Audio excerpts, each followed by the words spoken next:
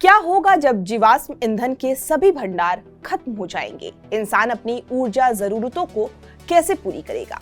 Petrol, diesel और कोयले के भंडार लगातार खत्म होते जा रहे हैं। ऐसे में लगातार बढ़ रही ऊर्जा जरूरतों को कैसे पूरा किया जाएगा?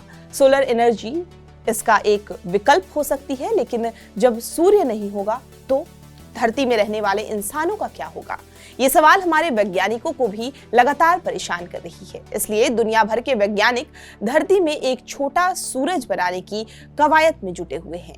इस प्रोजेक्ट को ITER नाम दिया गया है। ITER को द वे प्रोजेक्ट के नाम से भी जाना जाता है। इस प्रोजेक्ट में 7 देश शामिल हैं। इसमें भारत, अमेरिका, चीन, जापान, साउथ कोरिया, रूस, फ्रांस और यूरोपीय यूनियन शामिल है। इन तमाम देशों के वैज्ञानिक इस कोशिश में जुटे हुए हैं कि पूरी दुनिया को स्वच्छ ऊर्जा की असीमित सप्लाई की जा सके।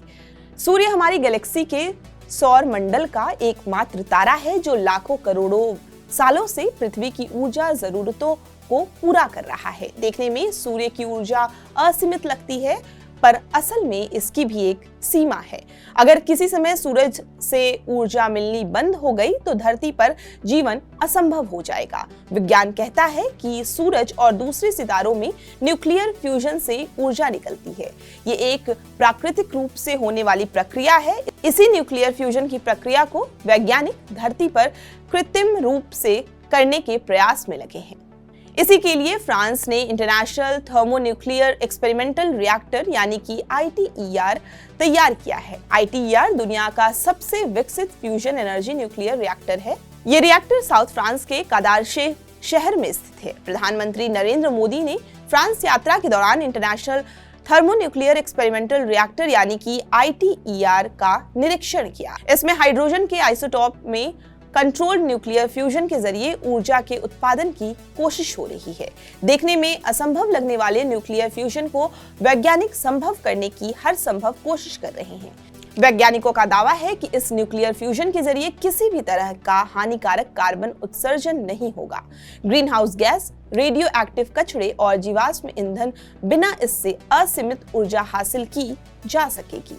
न्यूक्लियर फ्यूजन प्रक्रिया पर अपनी पकड़ बनाने में लगे वैज्ञानिकों की कोशिश है कि धरती के इस सूरज को इतना शक्तिशाली बना दें जिससे इसके हर ग्राम परमाणु ईंधन से 8 टन तेल के बराबर ऊर्जा पैदा की जा सके। ITER 21वीं सदी का सबसे महंगा मेगा साइंस प्रोजेक्ट है, जिसकी अनुमानित लागत 22 बिलियन यूरो से ज्यादा आंकी गई है। भारत इस प्रोजेक्ट में 9% हिस्सेदारी रखता है। भारत पूरी तरह से साल 2005 में ITER प्रोजेक्ट का साझेदार बना था और साल 2006 में ITER समझौते पर हस्ताक्षर किया था। इस प्रोजेक्ट में भारत सरकार का परमाणु ऊर्जा विभाग का the institute for plasma research शामिल है। जैसा कि हमने बताया कि भारत इस प्रोजेक्ट में सबसे बड़े घटक के रूप में योगदान दे रहा है। इस नाते भारत को क्रायोस्टेट बनने की जिम्मेदारी मिली थी। क्रायोस्टेट वो अवस्था है जिससे गैस को -273 डिग्री तक ठंडा किया जाता है। जब इतने भारी भरकम रेफ्रिजरेटर को बनाना आसान नहीं था, लेकिन लार्सन एंड टर्बो और the institute for plasma research ने इसे हकीकत में बदल दिया। इस तरह तैयार हुआ 3800 टन वजनी भारी भरकम रेफ्रिजरेटर। इसकी ऊंचाई कुतुब मीनार से आधी है। माना जा रहा है कि ये दुनिया का सबसे बड़ा रेफ्रिजरेटर है। इसी के अंदर इंटरनेशनल थर्मोन्यूक्लियर एक्सपेरिमेंटल रिएक्टर को स्थापित किया गया है ताकि ITER से निकलने वाले हॉट प्लाज्मा को -269 डिग्री सेल्सियस तक ठंडा किया जा सके। ITER एक मैग्नेटिक केज है जिसमें सुपर कंडक्टिंग मैग्नेट्स का इस्तेमाल कर न्यूक्लियर फ्यूजन किया जाता है। इसमें प्लाज्मा निकलता है। इसे ठंडा करने के लिए लिक्विड हीलियम और नाइट्रोजन को मैग्नेट तक क्रायोलाइंस के नेटवर्क के जरिए पहुंचाया जाता है।